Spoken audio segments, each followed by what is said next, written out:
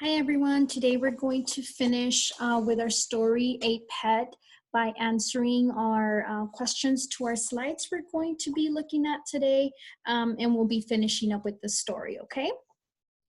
So get your pen and pencil or either one, as well as your book, your notebook, so you can go ahead and record your answers as we go along or go through the slides, okay?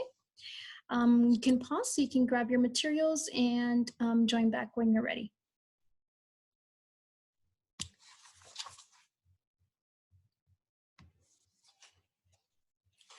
So here we go. Our first slide that I want to go over with you, and we've been making tons of inferences, right? You guys are very familiar with making inferences now. So the question I have for you is, thinking back to the story, A Pet, what can we infer about Emma's father? Okay, I want you to think about that. What can we say about Emma's father? Think about his character traits externally. What type of person is he, right? So knowing or thinking about the beginning of the story, right? Let's think back. Emma has been wanting to own a pet for a while, but she hasn't gotten a pet, and her parents don't agree on her having a pet, right? But there's a way that her father and mother are expressing themselves towards this debate that they call, right? That this argument that they're going back and forth on her owning a pet. So I want you to think about that and think about, what can we infer about Emma's father? Let's look at our options here. A, Emma's father is sympathetic, right? Sympathetic means like he has sympathy, he cares, right? Emma's father is sympathetic. B, Emma's father is disrespectful. Disrespectful is like when you're saying things to someone or calling people out of their name, right? C, Emma's father is cold-hearted. Like he has no feelings towards an animal. Like he's really cold about it. Says, no, you can't have a pet.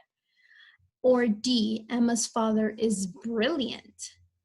Emma's father is brilliant, very, very smart.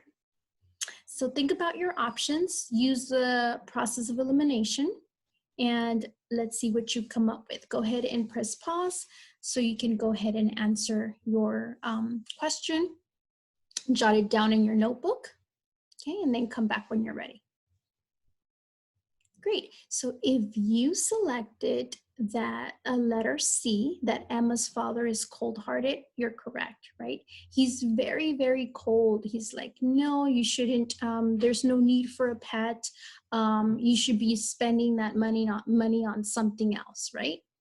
So congrats if you went with C. If you picked any of the other ones, you might have an explanation of that, but think about it. We might say he's brilliant. He can be, right? But we're asking about what we can infer about her father in the way he expresses himself towards this animal, okay?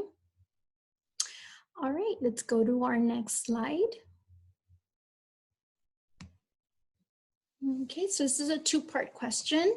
So part A and part B. Let's take a look at part A first. What can we say about her father's feelings towards pets, right? So how does her father feel about pets in general? So let's see. A, Emma's father loves pets. B, her father enjoys any type of animal's company. C, Emma's father thinks pets are worthless. D, Emma's father never grew up with pets. What can we say about her father's feelings towards pets? Again, pause the video, use the process of elimination, and jot down your answer. Okay, welcome back. If you selected Emma's father thinks pets are worthless, letter C, I'm gonna say you're correct. You're perfectly, awesomely correct, yes. Because Emma's father does not love pets, right? According to the beginning of the story, it doesn't seem like he cares for pets very much. B, her father enjoys any type of animal company. Doesn't seem like it. And then D, Emma's father never grew up with pets. We don't really know that, but you would think if someone grew up with pets, they would love pets, right? So C is the correct answer. So part B, you have to come up with, it says, what option best supports your response to part A? So we selected C as our answer, right? So which one of these here supports our answer C? Okay, so let's read through them. What option best supports your response to part A? Her father and mother give her a fish. So does that support Emma's father thinks pets are worthless? Does this support this? Her father and mother give her a fish. Her father argues that Emma could buy other things better than flea collars. Remember, he says this in the story. Her father argues that Emma could buy other things better than flea collars. Does that support C? Emma's father thinks pets are worthless. Think about that. Or letter C, her father is considerate of the time to present Emma with her new pet, right? Is he considerate about giving her her pet during Christmas time, or does he leave them in her room? Does that support Emma's father thinks pets are worthless? And letter D, they never ask her what kind of pet she would like. They never ask her what kind of pet she would like. Does that support Emma's father thinks pets are worthless? Go ahead and pause if you need to read them one more time, and then select your best answer. Okay.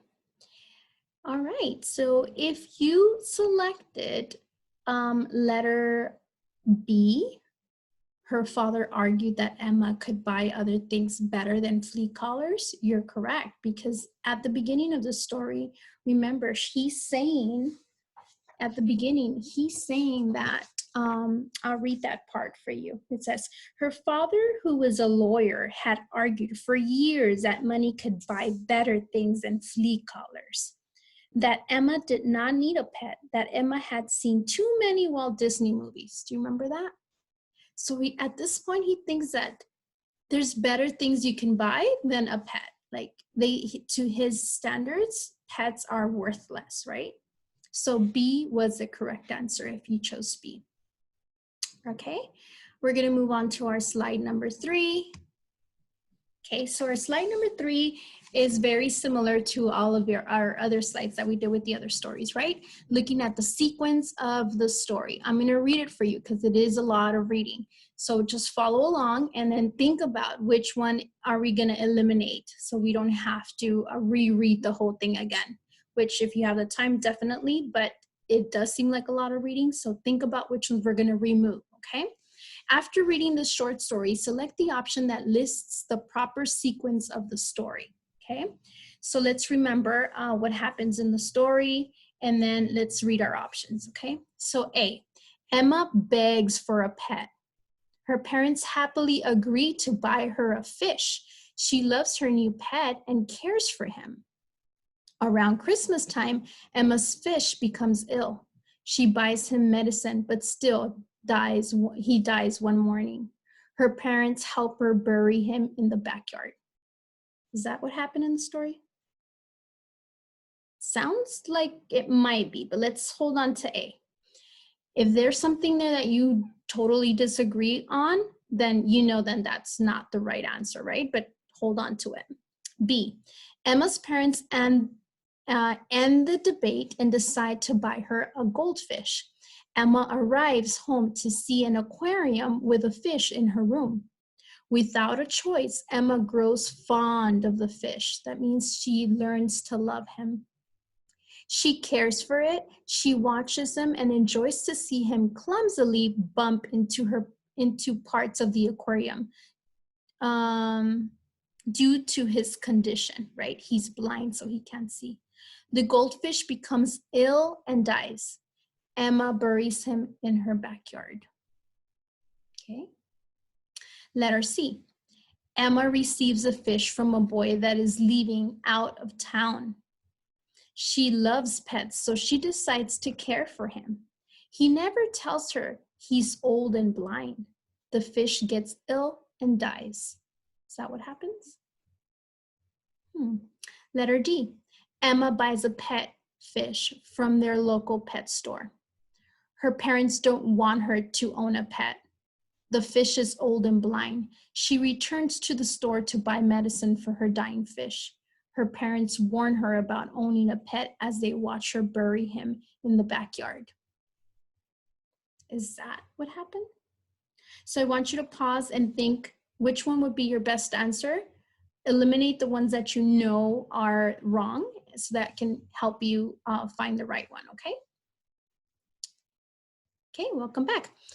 If you selected letter B, Emma's parents end the debate and decide to buy her a goldfish. Emma arrives home to see an aquarium with a fish in her room. Yes, without a choice, Emma grows fond of the fish, right? She cares for it. She watches him and enjoys to see him clumsily bump into parts of the aquarium. The goldfish becomes ill and he dies. Emma buries him in her backyard. That's correct. That's exactly what happened in the story. Okay. Okay, my friends, we're down to our last slide. On this one, it says, which two options best shows that Emma finally understood what it felt like to truly love a pet? I'll read it again. Which two options best shows that Emma finally understood what it felt like to truly love a pet? At what point in the story, can you remember, did she really figure out that she was really in love with this pet, that she really loved or cared for this pet? Okay, so there's two options in here. We got to pick the two best options.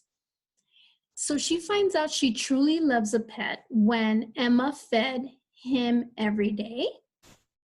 Is that when she really finds out that she cares for him? Or she finally understood what it felt like to love a pet when, for a few moments, she patted him and she patted him as she had not ever been able to do so. Okay. Remember at the end when she dies, she pulls him and she holds him. She holds him and then she pats him. Letter C, Emma dropped 2 pills into the water. Please, she whispered, please. That's when he was sick and she went to buy medicine for him, remember?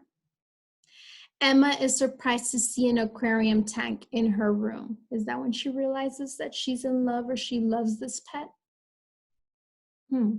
So I want you to think and process which two of these shows that she realized that she really loved or cared for this pet. So take a pause or pause the video so you can go ahead and jot down your 2 best responses. Okay. Okay, welcome back. So if you selected for a few moments, letter B, for a few moments, she petted him as she had not ever been able to do so, right? She hadn't been able to do so because this was a fish. Can you grab a fish and pet him? No, right? Fish belong in the water.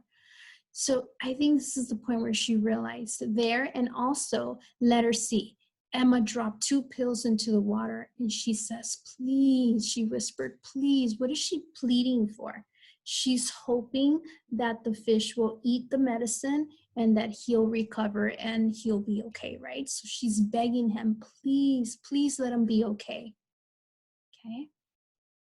So I think letter B and letter C were our best responses or our best answers for this question. Okay, there's many other places probably in the story that you could argue and say, oh, well, she also did this and she also did this. I think these are also parts, but remember, you're looking at your choices that you have here. Okay, so congrats, guys. We went through another story, another short story from Cynthia Rylant. So I'm glad you followed along and you answered the questions with me. This is the last video for this story. I hope you enjoyed it. And we'll see you back with more stories and more fun readings that we're going to be doing with you guys, okay? Enjoy your day. Thank you.